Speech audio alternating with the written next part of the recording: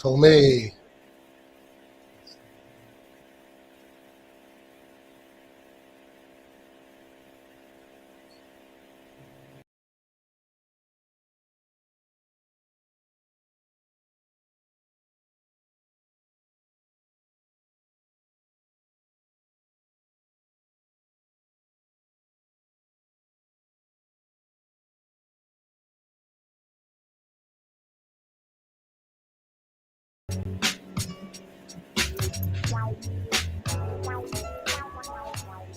Jamming out. Man, I'm jamming out to this. This is just, like I said, this is like love making music. You know what I'm saying? This Baby is music. what kind of music? Baby making music. Baby making music. Huh? Really? You That's like what. that? Yeah, yeah, baby. Yeah, yeah. Get in bed, baby. It's about time we go ahead and make love. You know what I'm saying? Come on in. Come on in. Have some peanuts, baby. You want them? You want some peanuts, baby? You. Hazel, what's up, man? We're live. What's going on, man, JR? Hey, welcome to the new Pinch of Basil. I am your wonderful Well, first of all, let me just tell you what we got. It's September 29th, 2021. We have definitely changed the vibe of this show for the better, and it is now the bomb, and I want to bring you fantastic guests who are the movers and the shakers and the people in the entertainment, sports world, and moreover, all over the world. I am Basil, God's gift to all women around the world. That's right. I am the baby making machine, baby, if you know what I'm saying. You know what I'm saying, JR? I do. Because when you're thinking 100%. baby making, yeah, that's me. I think That's right. that's what I Along was with my thinking. That's what I was thinking when I made my two babies. I was You were thinking thinking baby. about me. I know, Yes. I know. And how your children still don't have my same complexion. I don't know how that happened. I'm here with my fantastic director, engineer, and hell, we even let him talk a little bit. JR Quitman. JR, what's happening, my brother? Hey, what's up, man? What's up? I'm feeling good, loving life, man. Another day As you above should. ground. It's a good day. As you Nope. should love life. Cynthia is out here. Cynthia Got chats Kolinidis. already. Kathy CC from Australia. Hello, my favorite sweetheart. She's a beautiful lady. Sof Milas, how are you? Hess, my brother. Happy birthday to you, my friend. That's old school RB, aka baby making music. All right, for God's sakes. All right. So if you all are making babies tonight, I do expect them to name them after the father, Basil. That's right. So anyway, a lot of you are going, my God, where the hell is Janice? Well, Janice is on special assignment. We do what we try to do is we actually get together a lot of money and we send her to places. This week she happens to be in Reno, Nevada, and she will be doing a special assignment from Reno, Nevada. She'll report to us next week on that special assignment that we sent her on. You know how we put together the budget, to be quite honest with you, to be able to Peter, how you doing, brother? How we get a chance to actually put together this money to send them is really unbelievable. Right. You know, we have deep pockets here at A Pinch of Basil radio show / podcast, which we broadcast all over the world. And by the way, if I may, I want to say that we are streaming and broadcasting live on Facebook at Basil Fans, BASILE FANS, on Twitch at A Pinch of Basil. Make sure you put an E at the end of Basil. YouTube at Basil the Comedian, and you're going to see the icon of A Pinch of Basil. You go there, you can listen to it there. And of course, through Anchor and 8 different outlets, including Spotify and Apple Podcasts, just to name a few. Let's not forget to give Greek Beat Radio. That takes us all over the world, from Australia, where Cece girl I love her. She actually came out all the way from Australia, South Africa, all throughout Europe, all throughout North America, and now Central and South America. We're getting peeps from all over. You don't have to be Greek, but it would help. I love my Latino Greeks. I really do love my Latino Greeks. You can also call in with our new toll-free number. It's 844-523-2633. Make sure you give us a call. Go to Twitch, Facebook, and that's where you need to comment. Like these people. Peter's commenting. Lisa is commenting. All these people are commenting already. And I love these people. I love my fans. I love my fans. And your fans too, man. They love you too, brother. They do. I hope so. I'll tell you, Cynthia from Pennsylvania, Father Dean and I send out our love. Father Dean, Perez, I love you guys. Thank you so much for watching. I'm going to be, I'm excited, man. I just love this show. And the show looks so damn good. And I can't wait for that huge report that Janice is going to bring us next week. It's also going to be, because we actually sent her to Reno, Nevada, like I said. Very important. Hey, listen, like I said, we really want to hear from you. And trust me, we are. That's unbelievable. Special listeners, so go to our social outlets I just mentioned. You can even email us at info, I-N-F-O, at a pinch of basil. That's right, a pinch of basil.com. Put an E at the end of Basil. Follow me. Join us on Twitter, Facebook, Instagram at Basil Fans, BASILE FANS. Want to find out where I'm at? Just go to basillive.com. That's our website, basillive.com. This weekend, I don't know if you knew this or not, JR, I'm going to be at the Comedy Zone in Harrisburg, Pennsylvania. One show Friday, 2 shows on Saturday. Make sure you get there this Friday. It's going to be a fantastic show. I'm really excited. 3 big shows right there. Bam, right there. Governors in New York. I'm going to be in Belmore, New York at Governors. We have one big show on Saturday night at 7 p.m. One big show on Sunday. It's the Growing Up Greek in America show, but you got to get your tickets now. Don't wait. Go to our website at basillive.com. See it. Get your tickets. Get the tickets now. Because then you're going to say, oh, my God, it was sold out. We didn't know. It's not the hugest room I've ever played. It's probably about, I think, just at 200 people that you can get in there. So make sure you go. It's intimate. You know what I mean? It's intimate. But you know what? I love intimate rooms, too. I mean, listen, I played the 3,500 seat rooms. I played the 2,500, 1,500. And as big as somebody asked me, what was the biggest in Australia? 17,000 that we had at Darling Harbor. That was, I felt like the Rolling Stones there. October 14th at the Ohio State in Columbus, Ohio for a private show. October 16th, Youngstown, Ohio. Are you listening? Youngstown, Ohio. Again, small venue. We only can do 2 shows. So if you guys want those tickets, make sure you get those tickets now. And then, listen, we got other shows coming. I'm going to be doing shows in Connecticut right after. Go to the website. You'll see all that. Growing Up Greek in America shows, general audience shows. If you guys want to book a show yourself for fundraisers, corporate events, private parties, holiday parties, theaters, comedy clubs, email me at info, I-N-F-O, at Basil Live. Slightly different.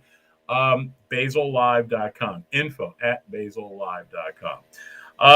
Listen, in a few minutes, our guest, Philip Nicozisis, will be with her, author of the best-selling book, which I have right here in my hand. He's already with us, too. He's already with us, man. He is eager. I love this man. One of the coolest dudes I've ever met out there in the real world. And, Have Laptop, Will Travel, Memoirs of a Digital Nomad. He'll be with us in probably about 5 minutes. He'll be with us. Great guy. Actually, one of the most personable guys I've ever met. Just a sweetheart. Just a fantastic cat. There are certain people that you just like hanging with, and he's one of them. He took me out to dinner. We met each other. He was so cool, and I was so blessed to have him, to be part of my thing. And I was so excited. I said, hey, man, you want to do my show? He goes, I would love to do your show. I said, sucker. No, I said, great. Okay. Got him. Yeah, God. So we got him. He'll be with us in a few minutes. You guys can comment on all of this. Just make sure you go ahead. Again, you can call in at 844-523-2633, or you can comment on the lines and ask questions like we do regularly. So I want to make sure we got people all over. Man, I'll tell you what, this is good. Avraham is with us. Antonakos, he'll be with us. And Avraham, I was talking to Janice today, who's on special assignment again in Reno, Nevada. So when are you coming back to Manchester, New Hampshire? You know what? That's a good question. I don't know. I'm going to be, if you look at our calendar, we already got shows in Boston, the greater Boston area, And there's a couple of shows brewing in the Chicago area. And then thank God for my agency. They've been booking me big time. So, we're going to have general audience shows and Greek shows. So it's going to be all right. But I want you guys to seriously come on. And I do mean that. Come on with us because I love doing these shows. The holidays are coming. Corporate holiday shows are always fun. And this way, you guys don't have to go out to a club if you feel insecure or whatever with going out, and you want to stay safe. So, not a problem with that. But man, what do you got planned for this week? Sorry, Basil. Sorry to cut you off, but while we're plugging here, as you go on to these and while you're streaming with us and everything, while you're with us on YouTube or Twitch or wherever you're watching us from, make sure you subscribe to the YouTube page. And click the little notifications bell beside it so you can always be up to date on when we're going to be streaming live or send out some videos or anything like that. I'll tell you what, man, I love that. He is absolutely right. You got subscribe to this show. A lot of people have been watching it via Anchor with all the outlets, and I want to thank you all for doing that. Great compliments we've had, like I said, from Mike Hollis from the Jaguars, place kicker, extraordinaire. He was unbelievable, a lot of fun. Ken Shamrock, pro wrestler who was on with us. Gary Grossman was on last week. As a matter of fact, it's one of the cats that I'm working with. I don't mind saying it now. That I'm working with our new television show, Basil, and very excited. Multi-Emmy Award winner. I love the guy. What can I say? He's done big things. Big things. And when you win as many Emmys as he had for writing, for producing, for directing, Gary Grossman's the bomb, and just love the cat. And I thank him for all the success that we've been having so far. So it's been great. But you're going to have more shows. We're going to have the actual CEO of the NFL, National Football League Hall of Fame. George Veras will be there in a couple of weeks. Ray Boom Boom Mancini. Boom Boom. By the way, man, I don't know if you knew this, JR. You're frozen. Great. You are frozen. I don't know if you can see that or not. You are frozen. Your screen. Which is funny because on my screen, you're frozen. Really? Okay. Yeah. Oh, well, the audio sounds good, but I mean, you're frozen on mine. I guess somebody let us know in the chat who's frozen when you're watching. Yeah, when you guys are watching this show, tell us who is frozen because I'm as long as they can hear us. I mean, they probably rather hear my voice than see my face either. Well, there's no two ways about that. I know I would. What do you think, man? You want to bring Philip on in? Yeah, let's bring Philip in, and right, let's see if he's frozen. There he is, Philip. There you are, my brother. What's going on, man? How you doing, guys? Can you hear me okay? We're good. I can hear you just fine, man. Just fine. That's Thank you awesome. for being with us, JR, man. what's up, man? Before Greek? we even go further, Are you Greek? Yes, he is. Jaropoulos. Quintinopoulos. Absolutely. Philip Nicozisis served as chairman of the Nico Properties Group, LLC, a West Palm Beach, Florida real estate development company that owns a portfolio of properties in 5 states that consist of credit and regional tenants. He is a principal. And investor group that is developing several Walmart supercenters. Man has no money whatsoever. That's why I feel so sorry for him. Philip is also a public speaker and activist for the vegan lifestyle, credited and as a health educator from the Hippocrates Health Institute in West Palm Beach, Florida. Man, you're really pulling out all the stops using all the Greek stuff. He is the author of the new #1 international best-selling book, Have Laptop Will Travel, Memoirs of the Digital Nomad. Ladies and gentlemen, now I can give him a full welcome. That's right. Show that book. I got mine. JR, where's yours? I'm going to send him an autographed copy. Don't worry. I got you, JR. There you go. Man, I take care of JR. I just got to beg. Full disclosure. I came from a dinner party, had a couple drinks, and it was actually a vegan dinner party. So you can see me, you can hear me, but you can't smell me. I had cauliflower steak, and man, it smells great in this room right now. can it just keep enjoying what I ate about an hour ago? What does cauliflower steak actually taste like? Don't It's say cauliflower because I'll hit you. no, you take the cauliflower, like a big, looks like a big brain, and then you steam it and you put some, some lathi, some olive oil, and So anyway, I know there's at least one comedian on this broadcast. I was trying to be funny before, but maybe there's only room for one comedian here. Let's not forget. So forgive me. I just want to keep my day job, and also I'm in this new thing where I shave every other day. But God, I'm looking at myself on this camera, and God, I need to shave every day. I just didn't know I would look this badly on your show. No, you look magnificent, and I'm telling you this in a straight way. You look magnificent, and no, I actually went out. Actually, I have the man love for you. Listen. I just indulge me a sec. It's just JR. Do you agree? I say it's man love. Like I saw this man. I'm going to say 20 years ago at a stand up at a Greek event, and he came on the stage singing la da di la da da. La, da, da, da, da, da, la, da, di, la, da, da. And if you're a Greek kid growing up in a Greek American household and your parents played that on the 8-track till the tapes on those 8-tracks like practically wore out. Absolutely. And this guy gets up there, starts dancing around singing this song. And you just got to look at the guy and you start cracking up. And I mean that in a good way, because you know what? I'm very happy that you are back on the road, and it sounds like you're in great demand, because guess what? We've all been through a lot, and the world needs to freaking laugh. And there's actually a case study where a guy with a terminal disease, I learned this at Hippocrates Health Institute. I forget the name of the case study, but he literally laughed his way to halting, reversing, and resolving a catastrophic disease. You can literally laugh your way to health.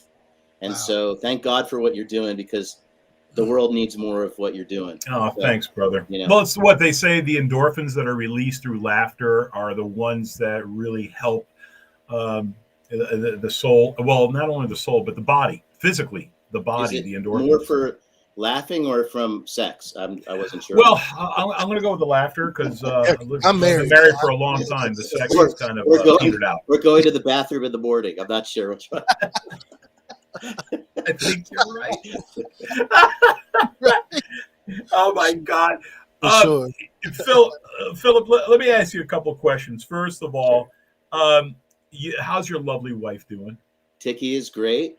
Tiki's great. She actually she's at the dinner party right now. Having almost as fun as I am right now. Uh-huh. And you had a chance to meet her. I got married this year for the first time at 54 years old. So for those of you who don't know her, and you know she's a special gal. Yes. And I couldn't let it go. I had to. There's no two ways about it. You were certainly batting way over average when you got her. No two ways about it. Well, she is a beautiful woman. What am I, chopped chicken? Well, let's just say you and I might be the safest men in prison. That's all I'm going to say. Okay. I like the one thing I'll tell you, man, when I got the opportunity to hang with you, man, and I was actually telling my wife, because we went and had vegetarian. You took me to I think it was a vegetarian restaurant, vegan. And it was a vegan. Yeah. I should say vegan. I shouldn't say vegetarian. Yeah, because the food, Philip, was actually outstanding. Did you wind up learning? When did you turn your life around to become vegan? Because look, I know where you come from. I know your background. You're Greek. I'm Greek. Every other meal was either meat, potatoes, lamb, potatoes. Vegetables were always a big part of it. But what all of a sudden changed it around for you, if you don't mind me asking? As they say, I'd rather be lucky than good. So I was lucky enough that only 8 miles from here where I'm actually at my corporate headquarters, which is about 3 blocks from my home here in downtown West Palm. Well, 8 miles west is a place called Hippocrates Health Institute. And I have no financial affiliation. I'm just actually an ambassador. They have a 3-week program that you go in there on day 1, they take your blood work, and you eat raw vegan for 3 weeks. And there's lectures, there's psychotherapy, there's treatments, there's the food, there's people from all over the world battling catastrophic and chronic diseases. And then there's two types of people, sick and smart. And I'm not, I'm not that smart, but I don't really have anything challenging in a health way. But 10 years ago, I went there and I came out the other end a vegan. And it's called Hippocrates, which is the Greek, again, getting to the Greek. As you know, he was the first doctor of the Western culture, right? And what did he say? Also the Hippocratic Oath that every doctor has to know. What did he say? He said, food is your medicine and medicine is your food. But he's not the only one. There was also Pythagoras in ancient Greek, who had, remember in geometry, we struggled through the Pythagorean theorem and other things like that challenged me, and I'm sure you guys too. But he actually said, as long as we eat animals, we will. There's a small step from how we treat animals to how we treat each other. As long as we eat animals for food, there will be war. And so before the term vegan by Don Watson, and I think it was 1942, the vegans were called Pythagoreans. So as Greeks, we actually have, that's what they call a fill fact. In my book, I have these segues, these little boxes. You can see, right? Oh, it's the verse. Right here, this little box of fill fact. Okay. And it's basically, it's a fill, P-H-A-C-T. What is it? It's like a provocative, agitation propaganda piece of information that sounds like it needs to be checked out, but it comes from me, so it has to be true. But naturally, it's a fill fact. And anyway, so that's what it was. I went to this place right down the street from here. It's been around for 67 years. I have no affiliation to it other than to say it was, besides getting married, like the best decision I ever made. And then fast forward about, 3 years ago, I went on a trip around the world, which almost seems impossible in today's imagination that it could happen. But I traveled the world as a digital nomad, where I lived in 12 cities in 12 months, which brought this memoir, 12 chapters, 12 cities, 12 months, 10 countries, 4 continents, with a team of 48 other people who, them like me, ran their businesses from their smartphone and laptop as we traversed the world, city by city, for incredible experiences and countless connections. And I actually used the platform to lecture on veganism, which is something I was able to do as a credentialed health educator from Hippocrates, having gone back to their 9-week program. Other than that, I still keep my day job. Which is phenomenal, and I think that's fantastic that you can keep your day job and eat healthy. Actually, JR and I are probably poster children for unhealthy eating. Speak for yourself, man. Well, listen, man, you and I have been begging to go to the greasiest joint in the world, place called Winnie's here in Wilmington, because they have greasy hamburgers, and it's so good. You're like, you wouldn't like it at all, Philip, but I'll tell you what, it's a lot of fun. Have you guys tried the Beyond Burger yet?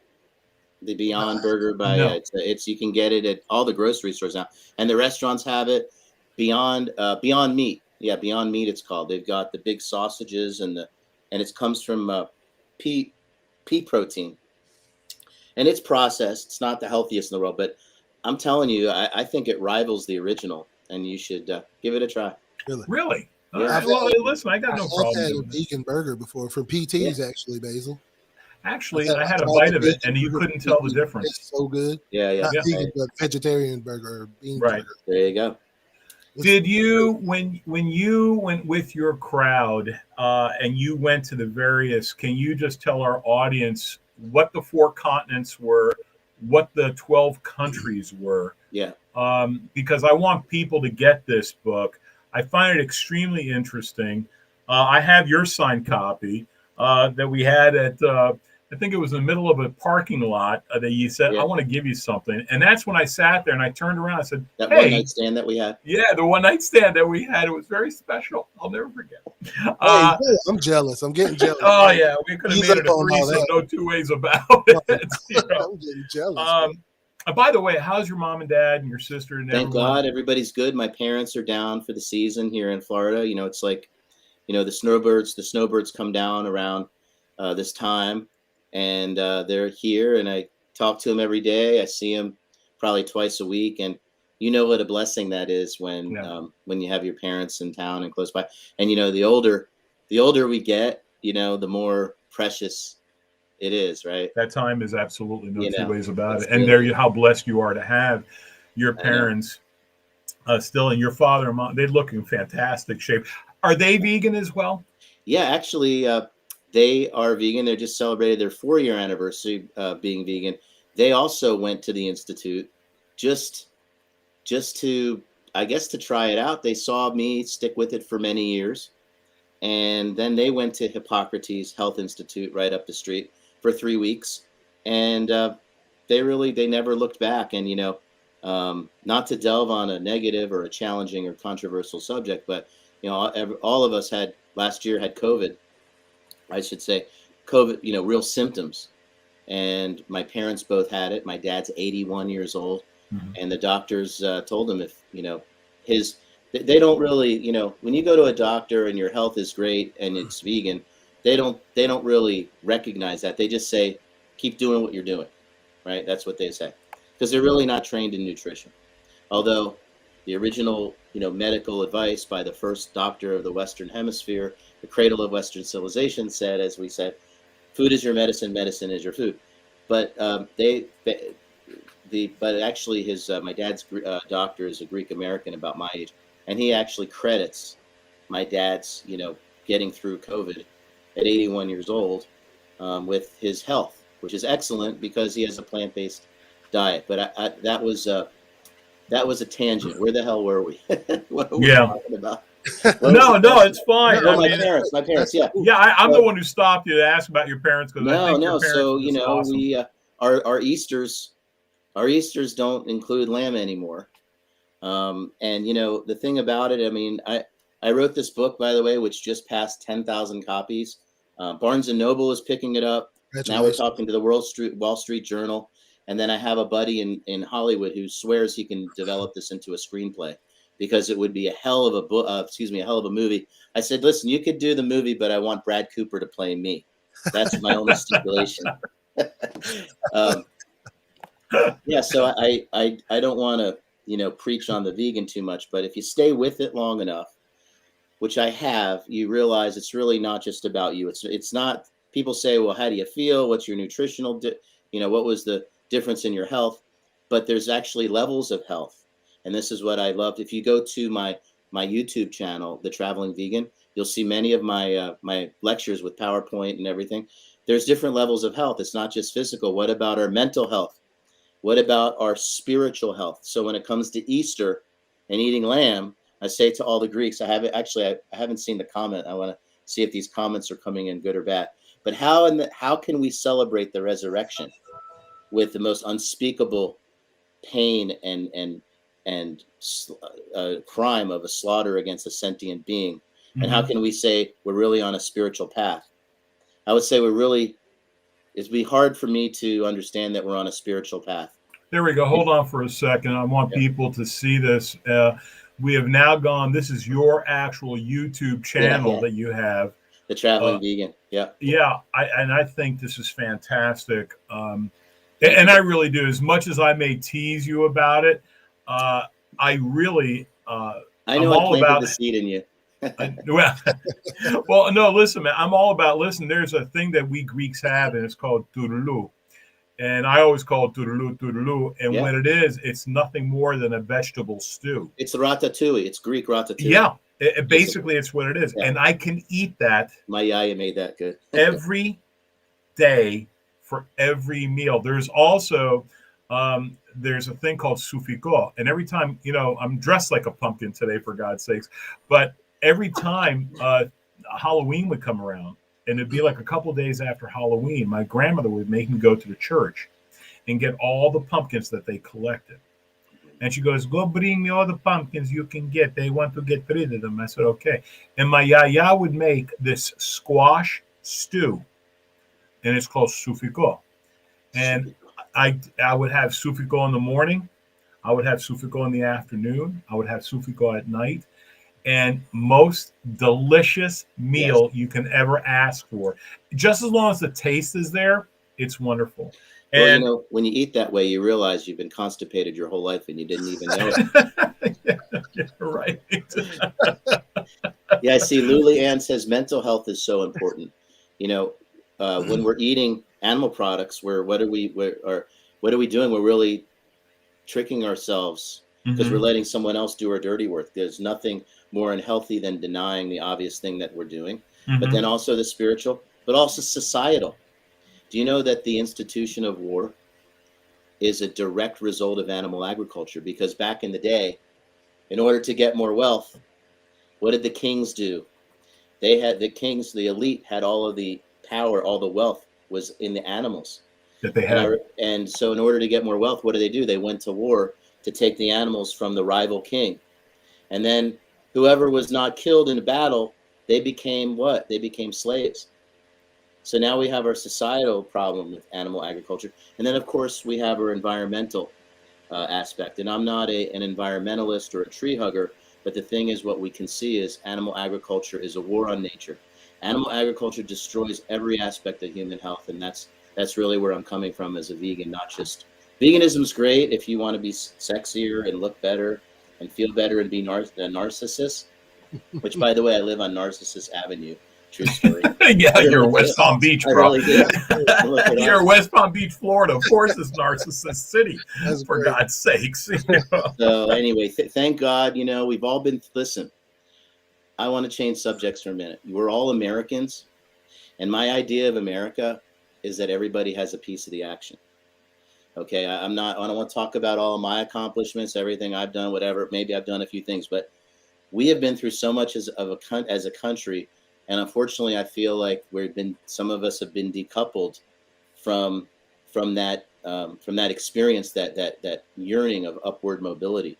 As I traveled around the world, you said, what were the countries? I'll tell you what the countries were, but I want to tell you about what I saw that was a universal thing in every one of those countries, especially South America, and that is lack of upward or even downward mobility. In other words, if you're born wealthy, in Argentina, where I spent 2 months in 2 different cities, and became best friends with one of my landlords, who was a wealthy guy, and his girlfriend, his life partner, was wealthy. And I was over there. I have this in the book. I was over there for a lunch one time, one of the 2 times. We really became good friends. And the lady, his life partner, was showing me pictures of her family.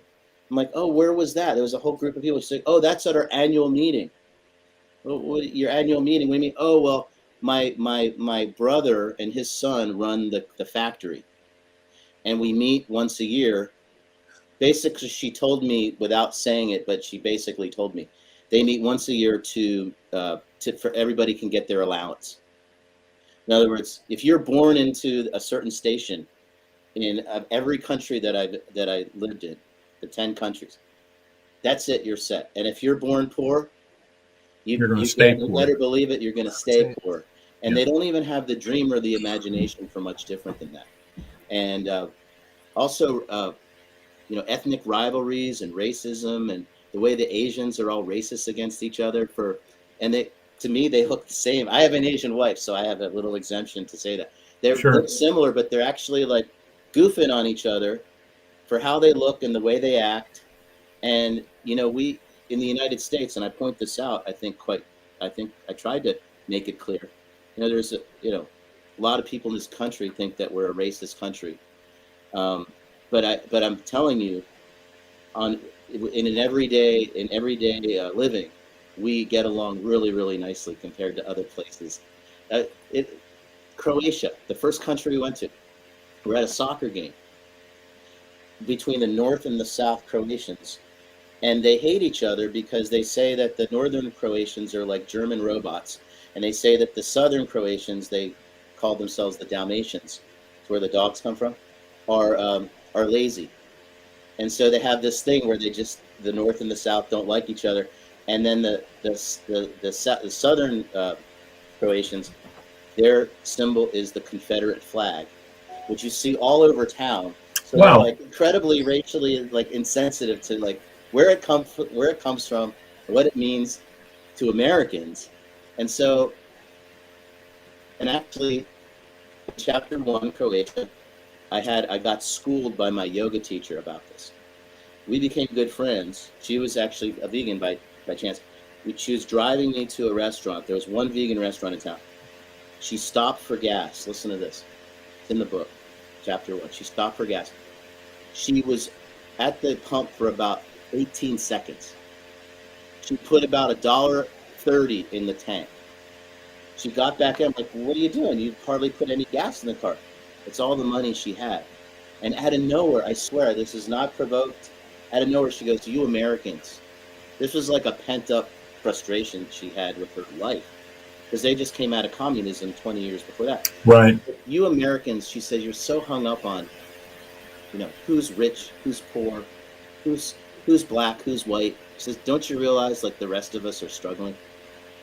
And I just was like, I just shut my mouth. Usually, I'm not one of those people that just, I always have to have the last word, but she just seared right into me that I don't know, something told me just shut your mouth.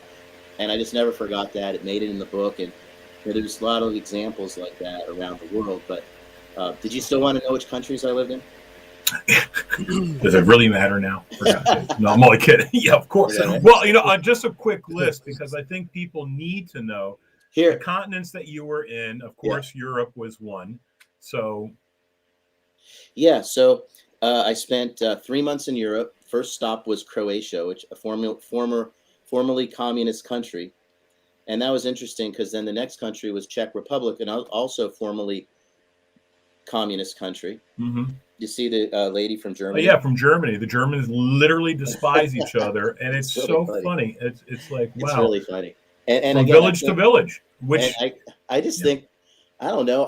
I've been all over the United States. I've lived here my whole life. I just think we get along really fantastically on an everyday basis. But so these two communist countries, and then Portugal. God bless Portugal. God, I could live there. It's the most inexpensive European city. Everything's half price to everywhere else in Europe.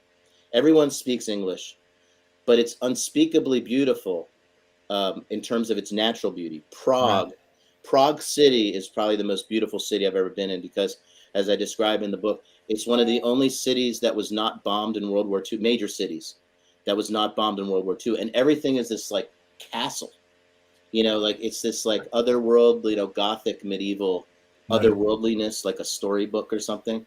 And we were there, right, as Christmas was season was getting underway, and it's cold, and they're passing out hot cider wine.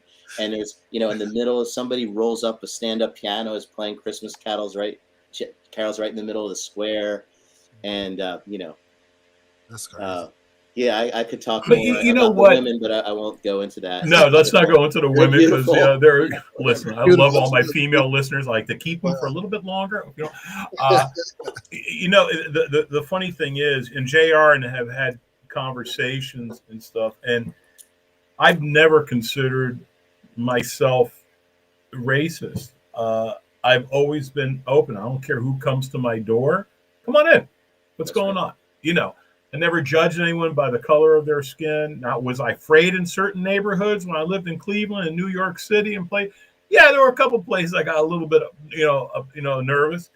But to be quite honest with you, I find this country, and we've had disagreements. This is what I love about JR. We've had our disagreements on certain things. We have. But I still consider him one of the wisest cats that I have met, because I know where he came from. No, because I know where you came from. I know what you've done.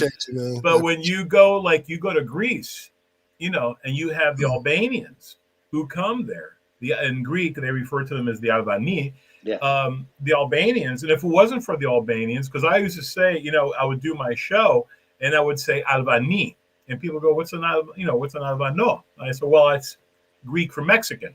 And I would sit there because they were the ones who were doing all the harsh labor that was there. I offered a guy one time who was out of work for 2 years to help me.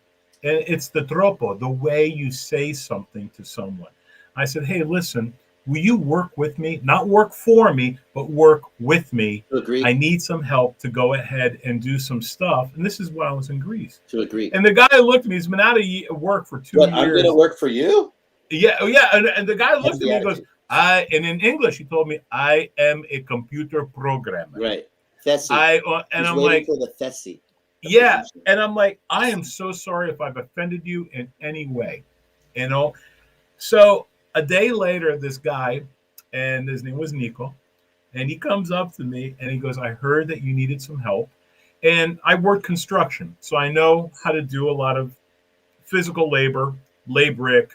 I mean, I can build you practically a house. I can't wire it correctly or plumb it correctly, but I can do just about anything. That's the way I was taught.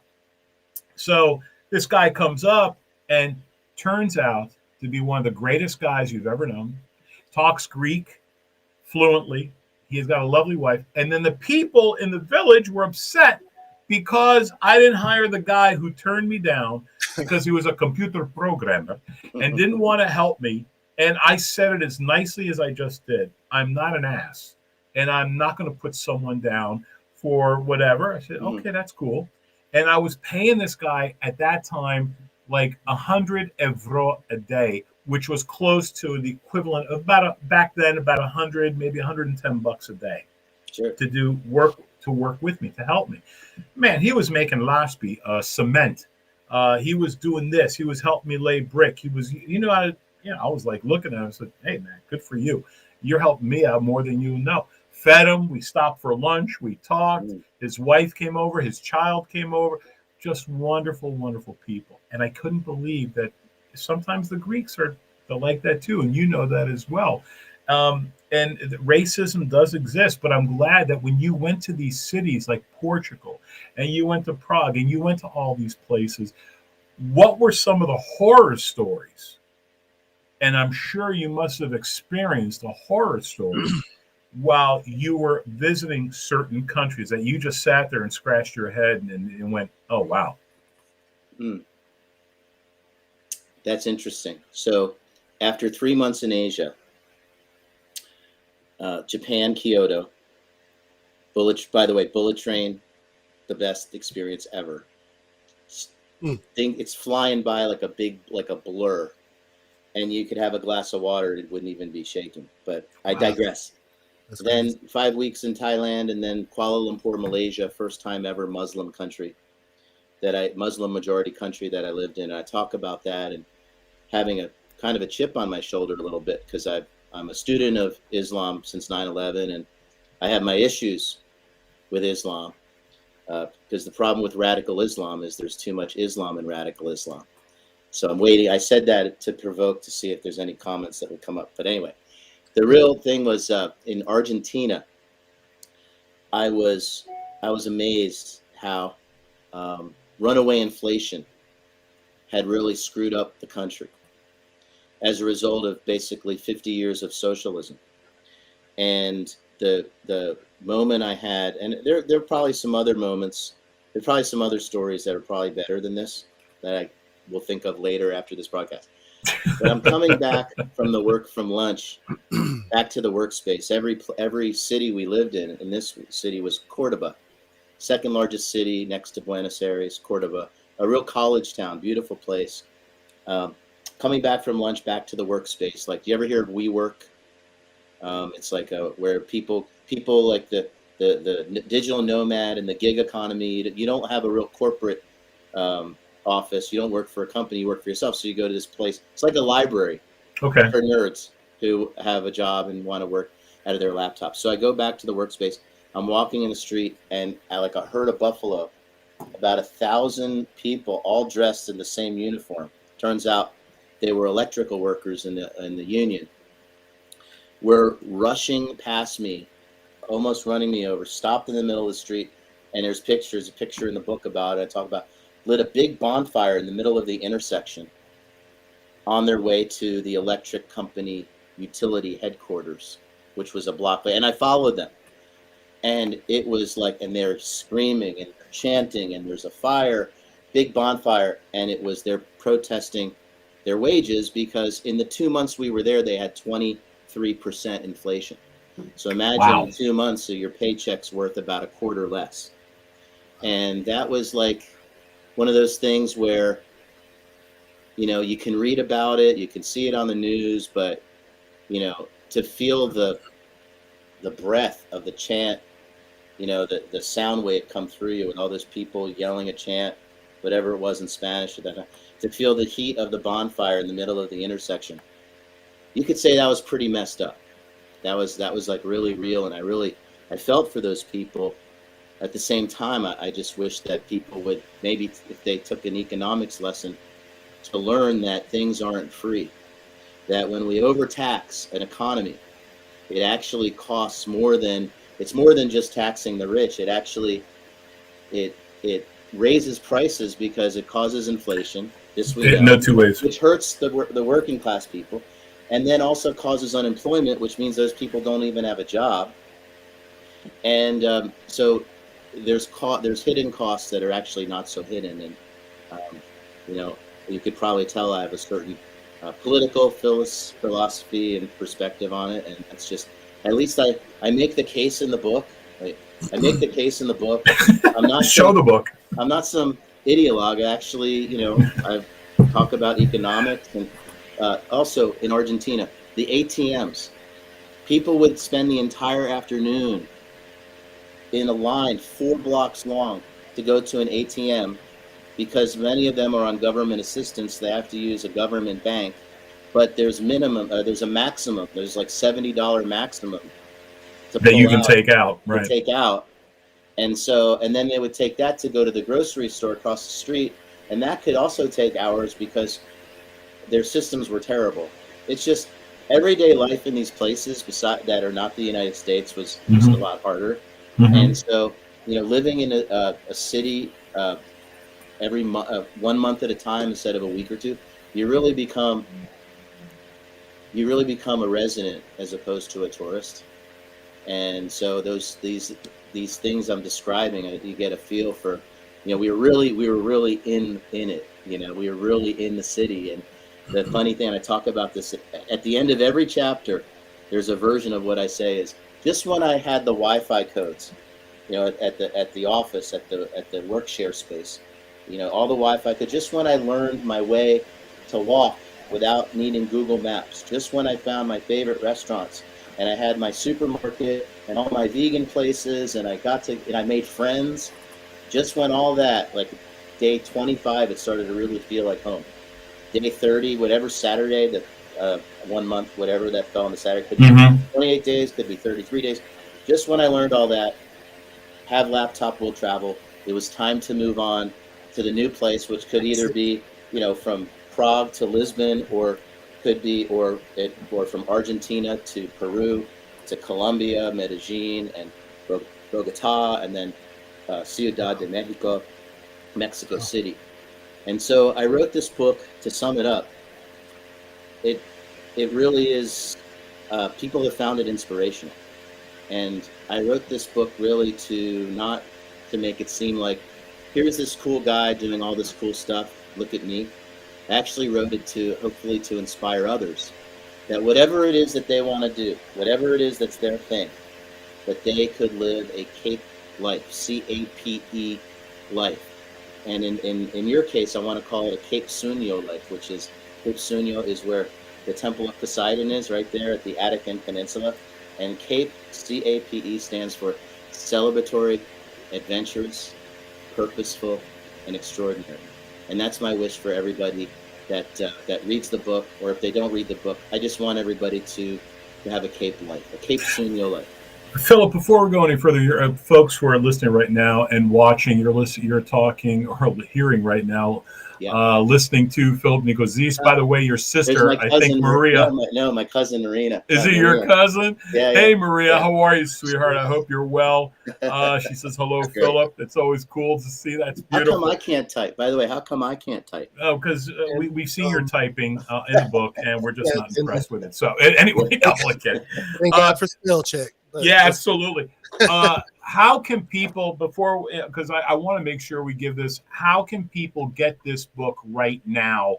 Where can they go? You can buy it on Amazon. I see it right now. Where else can they go, Philip? Well, Amazon, also Barnes and Noble.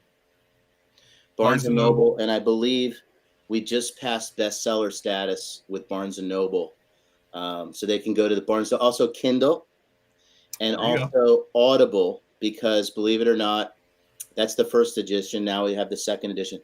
The book is available on audiobooks in my own voice. I actually recited the whole book. Was about 9 hours of reading. Wow! And you didn't do it at one sitting, though, did you? Oh no, I didn't think so. Did not. No, but it was. They say writing a book is the closest that a man will ever come to childbirth, and having no idea what childbirth is like. None of us do. The panel here, I have to believe it's true. It was hard enough to write the book, then to edit the book, and the trick there is if you're too close to it, you could make mistakes.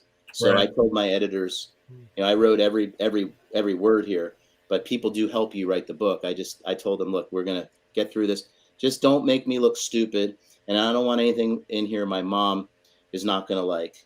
Although I did push the envelope because I did participate in a plant medicine ceremony in Peru where I hallucinated for 6 hours with 10 other people and vomited out all of the toxins, and I spent like 10 or 15 pages on that, and then and then a whole nother. I see it right here. This page. Yeah. How did you spell that? What was it? Oh, it's ayahuasca. It's a plant medicine. Yeah, it's in the mountains of Peru with these priests who had, they could easily be the new Marlboro men with their leathered faces, and their first language wasn't even Spanish. It's a indigenous language called Quechuan. And okay. They were chanting, and they would have been. And I'm telling you, the Greek Orthodox Church could definitely use their chanting, because it's actually very similar, and it was very spiritual. I came out of that. I talk about it in the book. I mean, there's so much optimism in the book, and then when I got to Argentina, after 3 months in Asia, and I'd met my, now as my wife, and I was really down. I was tired. I broke my foot, so I was walking around in this boot cast, and then the economy was all weird, and people were not nice compared to Asia, where everything was orderly and everyone was on time, and just extremely non-confrontational society in all of Asia. And then I get to Argentina, where how a Argentinian commits suicide. He climbs to the top of his ego and he jumps off. And so people were just kind of short. They're rude. They're yelling. They're using their hands to express themselves, or just the opposite of Asia. Then I broke my foot, and then I got to Peru, and I had this ceremony, and I was just like, life is great. I love everyone. Yeah. I'm gonna finish this journey. I got 3 more months to finish this off. I'm gonna write this book. Like, it just set me all right. And if you actually go on Netflix and look up, if you spell it right, Ayahuasca, ayahuasca, you look that up, and there's a documentary on it, and they showcase NFL players who suffer from concussions, who are this close to suicide, engage in the plant medicine, and it completely changes their life. Does it heal the brain?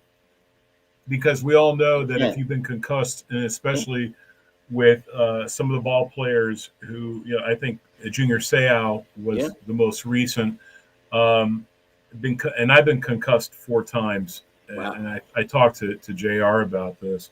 I mean, broken helmet concussions. Jeez. Twice. No where joke. it's nothing to joke about.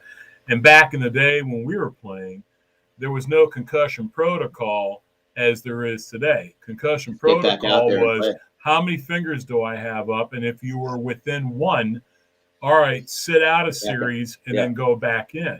Yeah. Okay. Maybe you get a pneumonia capsule underneath your nose, and that was about it. I find this intriguing. The actual cultural insights that you have gone through and the spiritual growth that you went through as well, and also the healing that you have basically gone through, spiritually, but also physically with the way you eat. Is there anything, because I got to get to your guitar playing too, because I love your guitar playing. Thank You are a hell of a guitarist, number one. But is there anything in the in eating that you miss, that you were like, man, I really miss a juicy hamburger, or man, I I It's a really good would love question. a steak right now. Is there anything that you sometimes jones for? JR's chopping at the bit. Do you want to answer for me? You seem to have this That's a all great figured out. question, man. No, I'm interested to hear it. Can You we, know, it's a really anticlimactic answer. The answer is man? just go to the grocery store. You'll see all of the vegan analogs are there. We talked about the burgers. They got the pizzas now. There's a lady here in West Palm. In the press of a button with the Uber Eats, I can have Philly cheesesteaks with the whiz, vegan meat with the bread that comes from Philly. Forget the name, like D'Agostino or one of those. Like it's I a think famous that is bread. the name of the That bread is the company. name. Yeah, yeah. I can have it here in a half an hour while I'm sitting here at my desk. Um, and what It else? tastes exactly the same. It's better. It's better. Wow. The vegan versions are better now. I have brie, all the artisan cheeses. There's an egg substitute now that fluffs up and scrambles, like it's called Just Egg. Hmm. Do y'all have Whole Foods Oh, in of North course we do. Carolina? Sure we do. Right? Yep. Hmm. Just go there. Whole Foods. The founder of Whole Foods is a friend of mine. His name's John Mackey. He is a dedicated vegan. He actually lectures on the topic, and we met at a conference, and I got to know him. And Whole Foods put vegan on the map because it became a household name and household concept for everyday Americans through that store. So I would say before that, I definitely missed pizza. Pizza. I was just a sucker for pizza, but now we got the vegan version, so I'm all good. But like I said, if you stick with it long enough, you realize you're just so happy, And so I want to sum it up for you like this. I'm just so happy that I discovered that the reason I was eating animal products is that I was just following orders. And fortunately, I realized following those orders were not in my best interest or in the best interest of the world. And so I'm not doing it anymore, and it's fantastic. That's all I can tell you. And you know what, Philip? To be quite honest with you, that's a way to sum it up. I mean, I want people to get your book and to see what you have done, your philosophical approach to life, um, your actual the way you eat. Thank you. You are, and I mean this with all sincerity. I mean, I'm not sucking up to you. I've known you now. Well, we've known each other for a while, Yeah. but I got the opportunity to meet you face to face, and um, I'm impressed. I've always been since I met you, I've been impressed with you. And then when you took me and we wound up eating, um, and then we drank together. I don't know if that was vegan booze, but No, it was really good, and thank you. it was great. And you treated me like a king, and I Thank you. appreciate that. Well, you're a prince of a guy, so a prince of a guy should be treated like a king. I don't know if you can see; it doesn't come out so well, but this is in the back of my book. It says here, "Giving back." So I just want to say that 10% of the gross sales of my book go to, and you can read about it in chapter 5. Go to the Wildflower Home, which is a shelter for young mothers in northern Thailand. And what happens with in the village life in Thailand, not so much in the cities, but in the villages, if a young girl becomes pregnant and she's not married, she actually gets expelled from the village. Mhm. Not because it's for puritanical reasons, but for superstitious reasons. It's thought to bring bad luck to the village, so they get kicked out. And in many cases, the Wildflower Home takes them in, And I discovered it because every city we went to, Remote Year, the company I traveled with, who set up our itinerary, excuse me, had some kind of give back institution that we could, or if we wanted to, voluntarily be a part of. So they sent us to the Wildflower Home to do handiwork for a construction project. So I'm not a handy guy. I don't know, something told me I should go there. So I was like one day just shoveling the gravel into the bucket and had to take it from one end of the property to the other end of the property. And I ended up actually giving a short lecture there on sprouting, because I saw that for lunch the young girls were cooking the sprouts, and so I gave through a translator a little lecture about the benefits of sprouting and the nutrition of sprouting, and you go there and like these little kids are like they yearn for, I would say, I talk about this, a father figure. Like this one kid, I couldn't get him off my leg. He's like, I'm like walking around with him on my leg, and because it's like the first time he like just was with like somebody other than his mom, and it really just it he had a male figure to look up to. A male figure. It really seared into my soul, and it just made a lot of sense. Once the manuscript was done and it was published, it just made a heck of a lot of sense to take a piece right off the top and send it to the Wildflower Home as it came around. So I just want to say 10% of the book goes to the Wildflower Home in outside of Chiang Mai, Thailand. Beautiful. I mean, listen, man, your philanthropy, your dedication to what you do, as far as a person who basically has gone all over, seen things, reported on things through this book. I'm going to have you back on again, because we didn't even discuss you and your guitar playing, because you are an animal. Yeah, so I want to say that. I want to talk about that. It's Phil Nico is my artist name instead of Nicozisis. That's not very rock and roll sounding, right? So Phil Nico, you can find on all of the music platforms. Oh, there you go, Phil Nico. And what song is that? Like a Boss. Oh, Like a Boss. Yeah. I'm also television, movies, and radio for Universal Records through the union. My music played in 50 countries last month, and then fantastic. Cable news. They play my music on Dr. Gina's Primetime with Dr. Gina on Real America's Voice, and I do that all in the guest room of my house. And awesome. Let me tell you about it. Can I talk about your place real quick before we go? The guest room of this house that you're making this stuff in. But go ahead. Am I allowed to say anything about your place, or should I keep it on the DL? I don't know. Just like I said, just keep it clean. That's all. Just so my mom. All right. So I go. The guy looks at me when I walk into this huge building, and he goes, I said, Philip Nicozisis, yes. Go over there, please, and to the second floor, or whatever floor it was. I can't remember now. So all of a sudden I said, all right, I push the floor, I go up. So I'm looking for like apartment doors, and I'm looking around. I love you. Your baby. Yeah, that's the whole floor. Yeah. It's a nice place. But it's a night. Yeah, you think?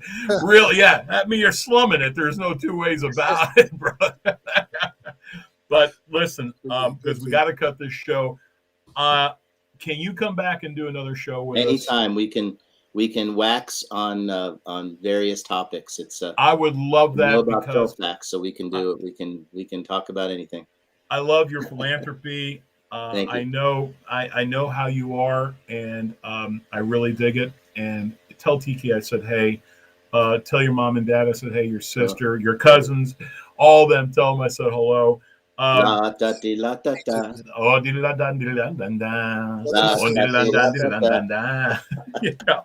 the best, dude. Oh my God.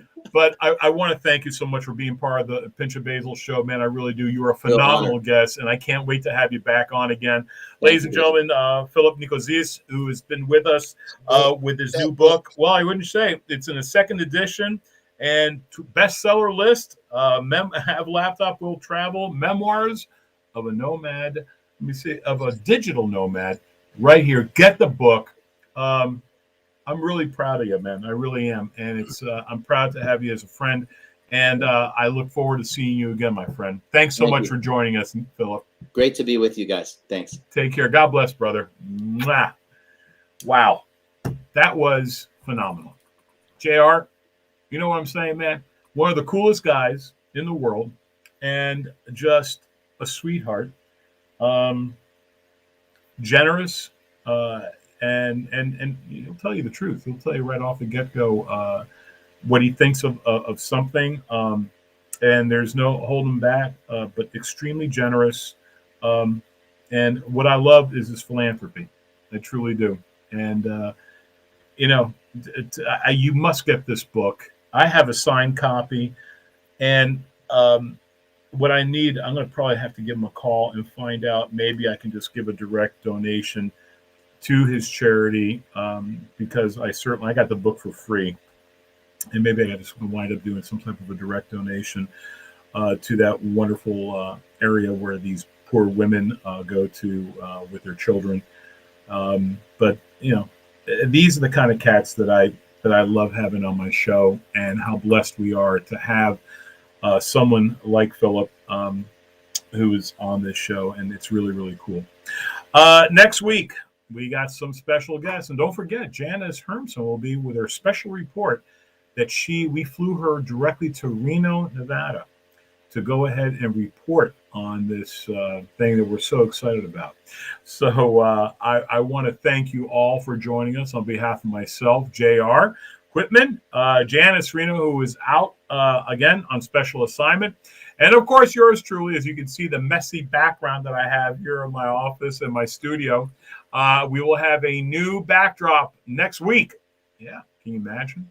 A new backdrop, very fancy. We're really putting out all the stops. I want to thank you all so much for being part of this great show. It's been phenomenal, and God bless you all. This is Basil, and I don't know where the hell JR went, but I'm sure he's somewhere with us. And for all the people that have commented, Maria, Kirsten, let me see, Louis,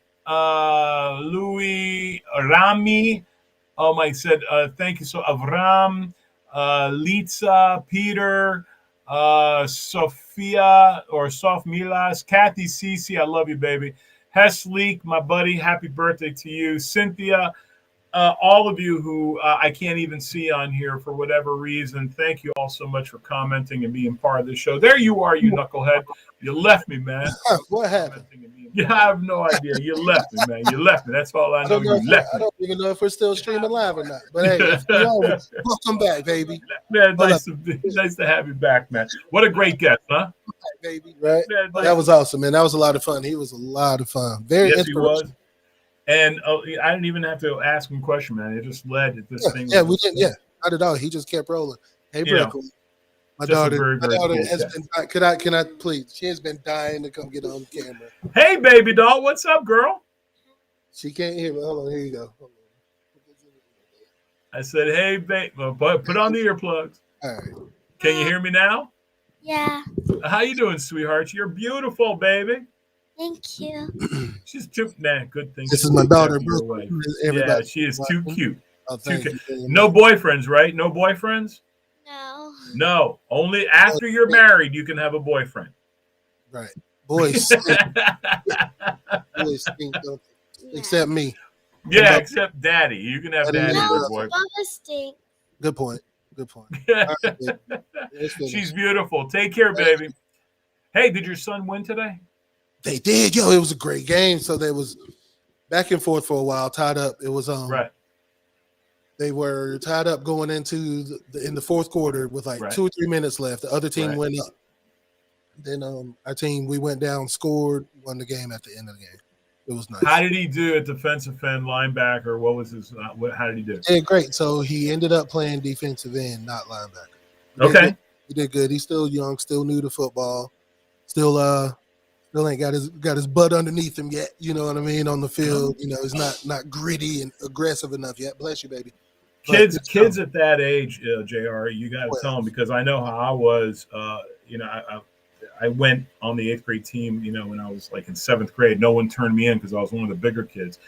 coaches said if you can learn to use your hands without being afraid to use your hands, but if you can use your hands, grab someone, throw them down, you able to do that, teach them the swim technique, teach them how to do all that stuff, whatever you can. But also remember those shoulder pads, they can choke you. And I used to be able to take someone, lift their shoulder pads up from underneath their actual chest plate, lift it up, and they're like this. I don't care who you are. You're going to go exactly where you want him to go. Hated when defensive linemen would try to do that. Of course, man. Of course, yeah, because we cheat like that, But the thing is, because we also knew how to use our hands, right? Now, sometimes you're going to get your fingers messed up, and whatever, So Paul Bond was the hopscotch champion. Yes, he was. He actually has been involved in hopscotch. He was varsity hopscotch. For a JUCO school. So he was junior college. He went to a junior college hopscotch. And then there was the tragic number 4 maneuver. When he landed on 4, he sprained his knee. And that was the end of his career. Yeah. Yeah. And now Paul. Dang it, Paul. Goodness. Could have been great. Could have been. Shoulda, coulda, woulda. But it just didn't happen that way. But hey, man, but the chat was live tonight. Thank you. Let's see that, man. I love chat was off the hook. Chat was joining in, right off from Australia. They came in from Australia, from Europe, all that. So, I'm just so happy with all that, man. The lady from Germany, my brother. I'm sorry about that. But the lady from Germany that commented, Miss K, I love you. Yeah. She lives in Asheville, North Carolina. And Lulu, that's my brother's girlfriend. They were watching. They're friends of mine. They were watching. Yes, they loved the show. Loved it. Love y'all. Thank you all for watching. Absolutely. Sure. JR, you made the show great tonight, man. Thank you so much. I don't even think we need Janice anymore, to be quite honest with you. I think Janice. Well, Paul, look. Hey, look. I'm gonna just look. You see what Paul says? When is JR show? Yeah, you know what, Paul? Kiss my ass. That's when the show is. Anyway, man. All right, my brother, go have some dinner. Definitely. Or whatever you got to do going, and I'll see you tomorrow. We'll talk tomorrow, and